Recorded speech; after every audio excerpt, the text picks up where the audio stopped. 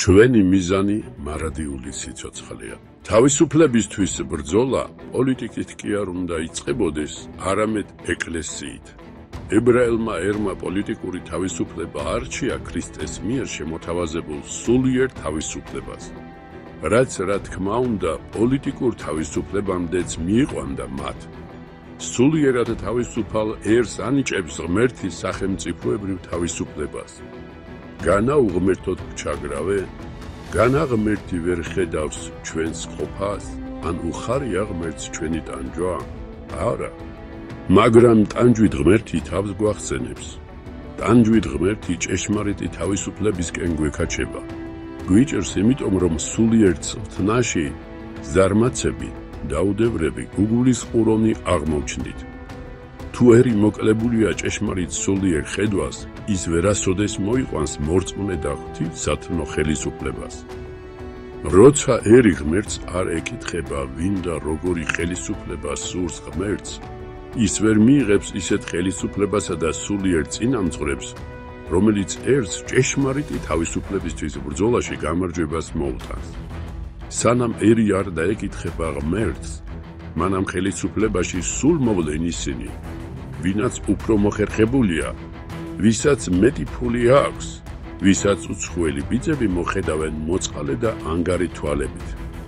ღვთივკურთხეულ მეფეს ღმერთი მხოლოდ მაშინ მისცემს ერს, როცა ერი გააცნობიერებს თავის სულიერ მისიას და ჭეშმარიტი თავისუფლებისთვის ბრძოლის აუცილებლობას. ჩვენი მიზანი მარადიული სიცოცხლეა. აქეთკენ უნდა იყოს თითოეული ქართველის ძალისხმევა მიმართული. ამ გზაზე სწორი ნაბიჯებით სიარული აუცილებლად მიგვიყვანს სახელმწიფოებრივ თავისუფლებამდე.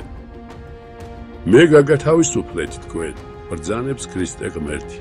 და რომ ქრისტემ გაგვათავისუფლოს, უნდა ვიცნობდეთ მას. უნდა ვევედროთ და დაუჯეროთ და მივენდოთ მას. არა ყოველი მომიხმობდით მე, როცა ამბობდით უფალო, გვაფრთხილებს ქრისტე ღმერთი. მხოლოდ ქრისტე იძლევა ნამდვილ თავისუფლებას და არა ამერიკა, რუსეთი, ნატო და ევროკავშირი.